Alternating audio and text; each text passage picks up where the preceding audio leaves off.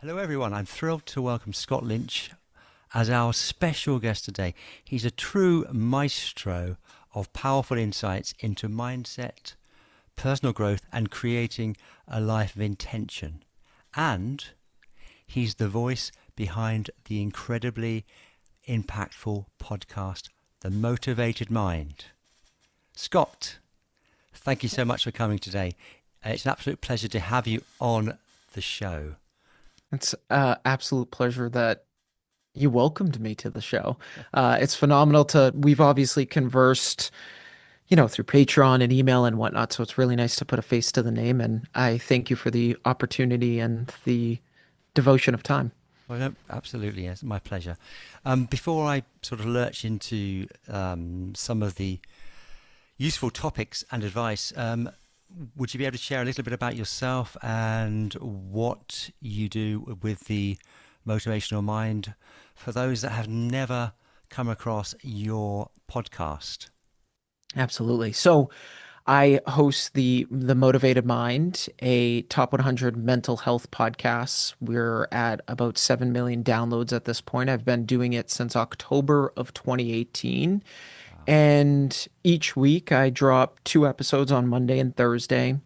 And the idea is to provide my insights on how one masters their mindset and optimizes their happiness, but in a very practical, intentional, deliberate way. We were talking offline. I think the self-help space has become overcomplicated. Wake up at 4 a.m., do 75 different things for your morning routine. It's 5 hours later, then you get to start your workday. And so the concept of the podcast is how can I bring minimalism into individuals' digital and physical world to bring the reality that optimizing your happiness and your mindset is not this overly complex thing that it's been made out to be. And Mm. so throughout the podcast, I drop practical and tactical tips on how to do that, and more specifically, how I've done that in my life and what I've learned from that. So some of them are 30-day experiences or experiments, and some of them are just observation that I've have over being an entrepreneur and a creator and sharing that dialogue and insight in a very, what I hope to be a helpful message. Absolutely, and I can tell you from personal experience, it is very helpful. And as you say, I mean, for me, there's been an absolute proliferation of information out there from different sources, and it can be quite saturating. It really can be, and it really is important to peel back the layers and go to that sort of simplicity. Hmm. And I love this concept of minimalism, and it's something you wouldn't know that from where I am in France at the moment. I mean, if we're talking objects, obviously we're talking the mind, but Hmm. it's a very different place here. But yeah, that's wonderful. Thank you so much for that insight. And one of the things that I've really been fascinated about, and having listened to so many of your podcasts, is about energy and about leveraging the sort of energy at the best time of day. Because for so many people, with inflexible schedules, and they're all over the shop with their timing due to their work and other commitments. Hmm. Do you have any sort of top tips for optimizing energy and focus when their peak performances, my peak performances is in the morning, for example, Hmm. when their Hmm. peak performances just aren't available because of their demanding lives? Mm. So this is a good question. So because it's stemmed in this idea of what's practical, right? Yeah. Because you could say one thing and reality is a completely different thing. I think the first way that I look at this is redefining what peak means. Mm. So, and why I think that's a good starting point where I've started in my life is because I'm still very young. I like to say level. I'm level 34 right now and continuing to level up Incredible. every year. But there was this younger version of me that was optimize everything in my life, optimize everything, almost like it was some sort of tech stack that we lived in or matrix that we lived in. And I think that is a very disastrous way to go about life because the beauty of life is in this idea that it is imperfect. And so thinking about your peak performance or what peak means, there really is no ideal time for anything, right? We have a 2.5-year-old daughter, and we sat there for a while and said, I don't know if now's the right time to have a child. There's never going to be a right time. Oh, I don't know if right now's the right time to start my business. There never is a right time. Life doesn't slow down, and every day that you could reflect back on, Yeah. you most likely could see how your day went by in the snap of a finger, and you never got the opportunity to do those things that you wanted. So I think first it's reframing what peak means, Yeah. first and foremost. And as part of that, even if you're not at 100%, the idea that you can still divert 70% of your energy consistently beats the heck out of waiting for these perfect conditions and moments that just never come in life. Yeah. So I think that's point number one, Mm. right? Not trying to go for this ideal, I'll do this thing when. Mm. That never works. And if you look back at all of our lives, we've probably been saying that for 20 years about something or 10 years about Oh, for something, sure. For sure. Yeah. right? Yeah. So the data doesn't support waiting for optimal environments and times. The second is understanding and accepting that your environment is your environment. So, how do you leverage it to your advantage? If your mornings are chaos, use your commute to listen to something that energizes you, a podcast, right? Or before you go to work, if you have a side business or a content business, and you know, to your point, Alan, that in the morning, which is the same thing for me, my peak performance and energy level is at its highest. Well, I devote my hardest, most challenging tasks first thing in the morning Yeah. because and when I wasn't doing my businesses full time, my companies full time, before I went into the office, I'd work on my businesses first because I knew Yeah. by the time I got home, I would be so depleted that I wouldn't be giving 100% of my energy to those things. So I think it's really about analyzing the position you're in right now. It's not one size fits all, and say, how can I use this as a fulcrum to really help accelerate me into moving forward? And I think as part of that too, there's a filter that I love to use, which is use the one thing that matters most filter, right? There's this idea every day that if I do a lot of things, that equals that I have been productive, where the opposite is actually true. I think there's a lot of correlation throughout many examples in life where more equals more. But I will say 99% of the time, less actually equals more. And I Mm. think the reason why a lot of us struggle to do or get the things done that we want to get done is because we have 20 things that we've put on our to-do list. But if we were to sit with that and ask, what's the one thing that if done today will move the needle most, and just do that thing, and you do that repeatedly, Mm. your life will be in a monumentally different place than I have six things to do. I get none of them done. And now it's been a month, it's been 2 months, it's been a year. Yeah. Imagine the drastic difference of just one thing. Yeah. And then the next kind of piece to this is state changes. So if your schedule sucks, which I've been there before, and not all the time is it ideal. You got meetings back to back, or you said yes to so many things. You need a state change more than you need time blocks. So what I mean by a state change is just get your body moving from the environment it's in. For me, I have a reminder on my Garmin watch that every 52 minutes it says move. And I'll just drop down and do 10 push ups or 15 push ups. I will fill up the sink with cold water and I will stick my head in it just to get pure silence and bliss nothingness. Wow. And those are enough of a trigger to get you out of this magnetized field that you're in when you're stuck in front of your computer back to back or paralyzed by all of these these things. And lastly, sometimes the best use of your time is honoring that non-work energy. So the best productivity hack is sometimes to do nothing. Go to bed early, drink more water, or go for a walk. Those are part of the state changes too as well. But so again, less is more. Fantastic. I mean, as you're speaking there, you're making me think about the author Oliver Berkman. He talks quite a lot about this concept of, prioritizing sort of certain tasks and not trying to get through everything on a list, for example, one of the points that you made.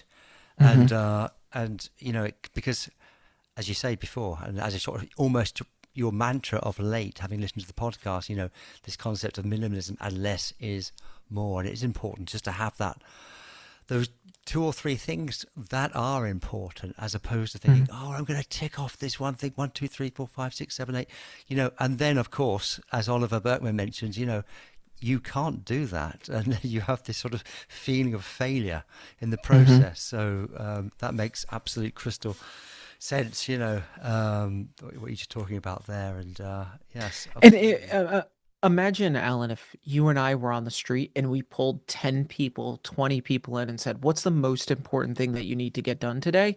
I would guarantee about 85% of people would struggle to answer that question because the dynamics and the way that most people view their life is off of a long, long, long checklist, and it's Mm, defeating. And I think the best thing for momentum is built in increments, yeah. right? And so logically, in order to create incremental change, you need something, not nothing. So it Mm, could be one thing, it could be two things, but it definitely isn't six things because you look at that and you're just overwhelmed. Like, oh, I have so much to do. And I've also got 10 meetings and then I got to pick up the kids from school. And then, I got to go grocery shopping after work. And then you go, when am I going to have time for all of these things? And then you don't do any of them. yeah. No, And then that's on repeat for the next 20, 30, 40 years until maybe something clicks. And so that's where I just the power is in simplicity for sure. yeah. Okay, that's really good. And also a couple of the points that you made there. And there's something which I do. I do set a timer as well myself, but I don't stick my head in a bowl of water. That is a Mhm. good one. It That's is one actually, of the it is one of the most, for me personally, one of the best feelings. We've got a 2-year-old, a 2.5-year-old daughter who is filled with energy, talking about energy. And it can be challenging between work and personal life, like I'm sure many people listening feel too, yeah. to get moments of silence and no stimulation. So Mm, there's just this feeling of having cold water around your temples and having your head submerged in water that's almost numbing in a really good way. It's almost like this might sound crazy. You wrapped your head in tinfoil and nothing can penetrate through the tinfoil. It's just blankness. wow. And I really enjoy that feeling because of the world that we're in. It's just so noisy. It's so overstimulating. It's so depleting and distracting that how often do we get opportunities to just sit in pure silence, right? There normally isn't a lot of opportunities that we get for things like that. So that state change is really Mm. powerful. No, that is certainly very powerful. This idea of just living in the moment for sure, which is something which I've talked about quite a lot on my podcast, and it's exceptionally important to get away as well from the. And you've mentioned it multiple times about the invasion of in digital products, and and obviously social media, and there's so much clutter that's going Mm. on around us, and if we can sort of rid that clutter somehow by employing our own strategies in order to do that, that would be exceptionally effective. So Hmm. yeah, great tips there. Thanks very much. There's another sort of area which I'd like to talk about, and that is the one that's often sort of regurgitated by many of the sort of self-help gurus around here, but it's something which I know that you'll probably have a great insight on. It's about this idea of getting comfortable with uncomfortability.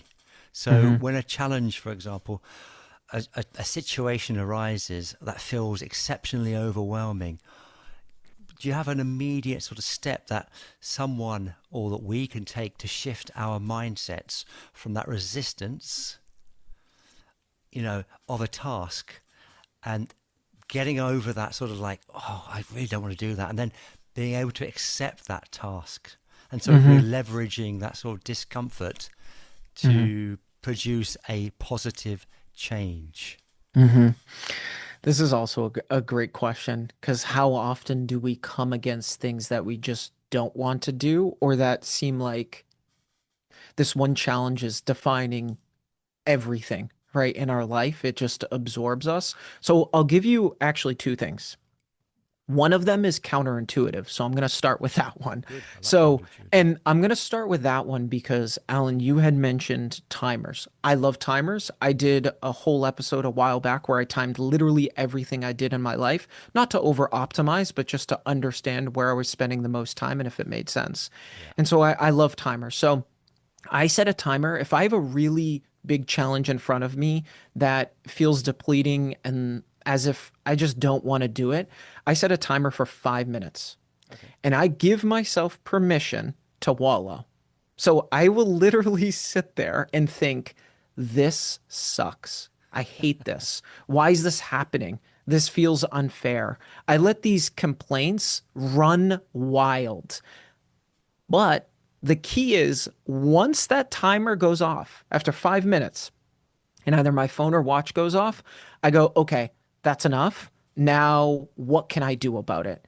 And that external alarm and giving myself the space to just complain about it. It Yeah. sounds silly, but it gives yourself this almost structured permission to be miserable, and it Fantastic. removes this secret resistance brewing under the surface. So it's kind of like venting to a friend who's listening without judgment, and Yeah. then gently like ask afterwards, okay, so like what's next? And so I think by consciously just acknowledging your misery, you strip it of its power. It's This kind of is like what. if you're getting bullied in school, right? And that, but you make fun of yourself. Now the bully has nothing to use against you. And so you strip it of its power, and then suddenly it's another feeling, right? Oh Which wow. lasts 8 seconds and it's not your entire reality. And then from there you can make your next move from a place of clarity rather than this place of denial, which I think 99% of us humans live in 99% of the time.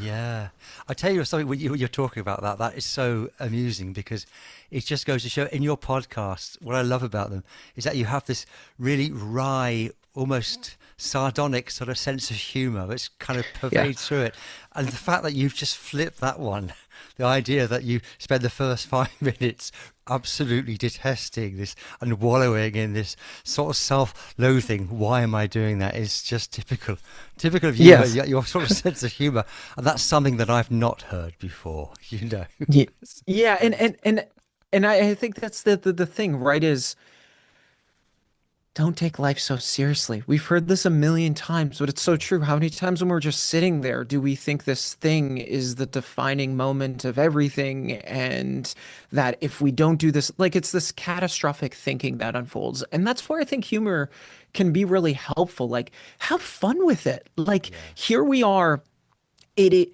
we've all heard these statistics around the chances of us even being born, how they're astronomical. And yeah, I've been doing some interesting research and playing with ChatGPT and Grok around this idea of like, are we the only life form out there, specifically intelligent life form? And the math seems to say, and I would have thought the other way, and I'm getting to a point here that there's no way. The math favors that that's not true. But when you start to look at some of these theories and tests, you realize that, wow, we may actually be the only intelligent life. That's different than, some sort of bacteria that lives on a planet. And if that's the case, and we're sitting here, then this means this is a valuable opportunity, like a priceless opportunity that yeah, we've been given. And if that's the case, why don't I have some fun with this opportunity? yeah, Right? That this exactly. is in front of me. Let me add some humor and dimension to it rather than this raw like prison and robotic experience. Yeah. And and having a 2.5-year-old daughter, I think has helped that perspective for me because I see the way that she goes about the world, and I'm like, Yeah.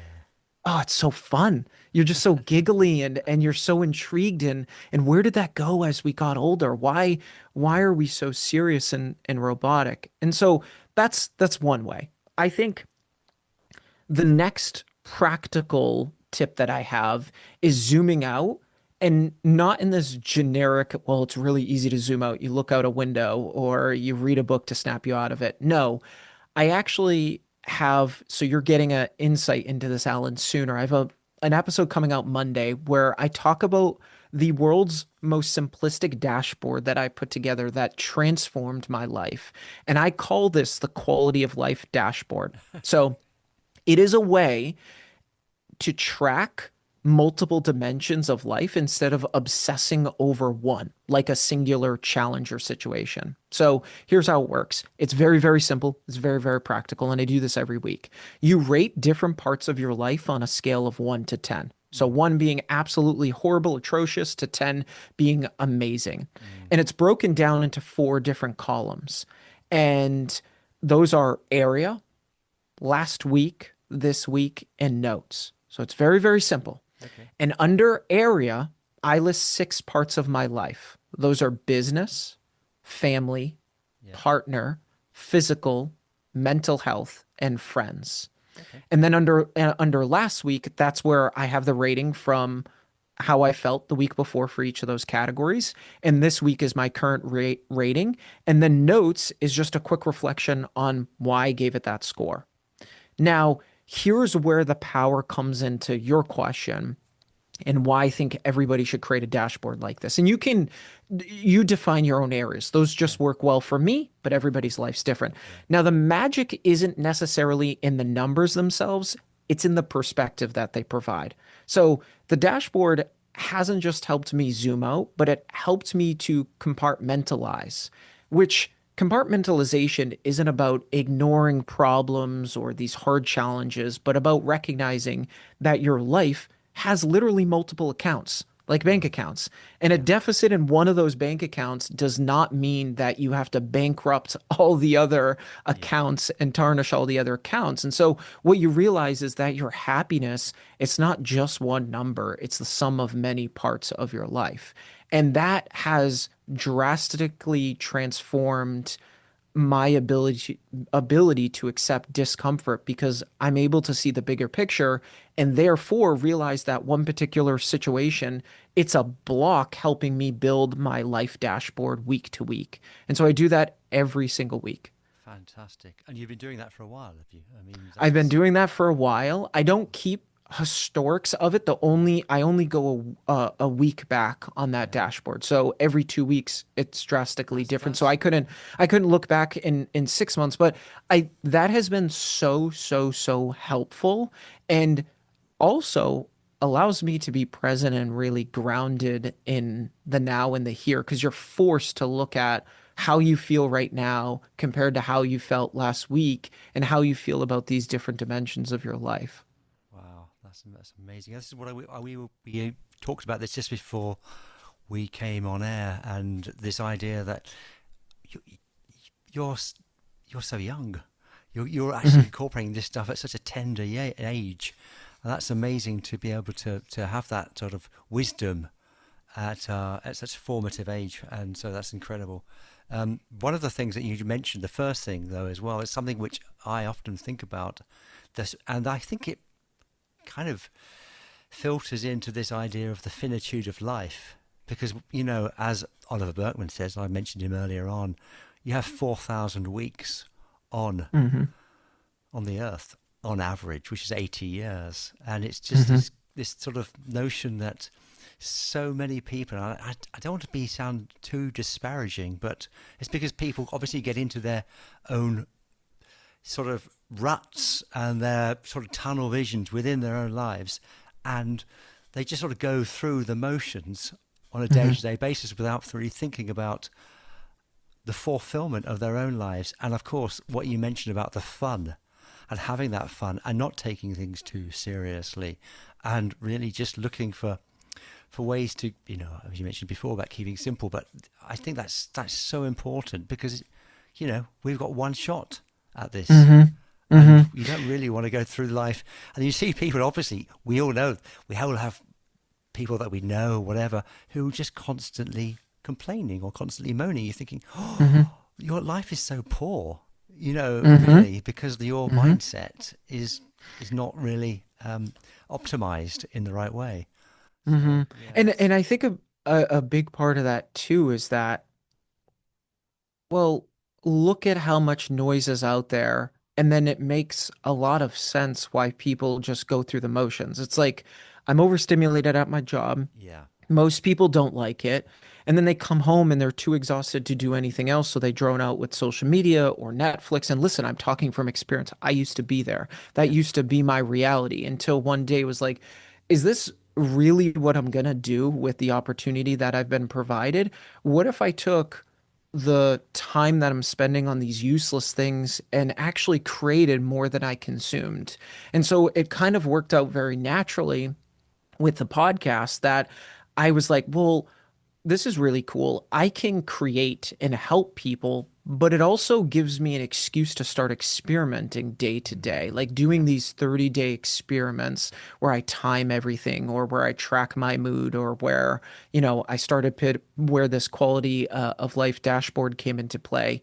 And you start to realize that becomes fun, right? Because it's like you're in a lab, like the world is your lab and you get to experiment every day. yeah, And the idea isn't to win. It's not a game of chess or checkers. The idea is to have fun with it. The plus is that it may have a real interesting and positive impact on your day. And if not, you tried something different. I'm so attracted to individuals that when you ask them a question of what they've been up to and they say 10 different things, I'm like, tell me more. That is amazing. That you're not just like a specialist in one thing. And I think we hear that for advice a lot, right? Get really good at one thing and just do it. And I tend to lean the other way. I think you should do a ton of different things and experiment and have so much fun with it. yeah, And then maybe you land on a couple of things that you do, but and I think that goes in direct contrast to what I was saying about more. I think that that's the one area of your life where, sure, test, do different things, have fun with it, experiment with it, and don't have any expectation or run other than just, I'm doing this thing. And it would be a yeah. really cool story to tell people, It you would know? be. This sort of advice, this sort of stuff should be taught at schools, I think. Really, they should be doing Absolutely. this. So that people have kind Absolutely. of more mental awareness of sort of directions that they can go in, and as you say, experiment with quite a few things, and also embrace failure. Because of course, Hmm. as you experiment, you're going to fail. But I mean, I so much of the system, and well, dare I say, I mean, you're much more forgiving than I am. When I mentioned about people moaning and complaining, and you were you came out with a different angle and say, well, I can understand that. But if you Hmm. do take, obviously, the sort of egos and the arrogance of sort of people in power, politicians and stuff, that not even having that any sort of self-deprecation, no Hmm. ability to say sorry. It would be a lot better if people had that humility, and they Hmm. they so many people don't, unfortunately, and learning Hmm. those soft skills at at a really tender age, when you're at primary school or Hmm. elementary school, would be a great thing to do. But of course, it's not part of the curriculum, not It in sure Great isn't. Britain or Spain. Not in the States. Yeah, not in the United States either at all. Okay, Yeah, it's yeah, and then that's where I think that podcasts, newsletters, YouTube content, that is where consumption and creation is so important, right? Because yeah. that's where most of the ears and eyes are. And so the more that we can spread messages and dialogue and insight around our experiences, well, great. Maybe we can fast track some things for some people, which could mean a drastic shift in their life.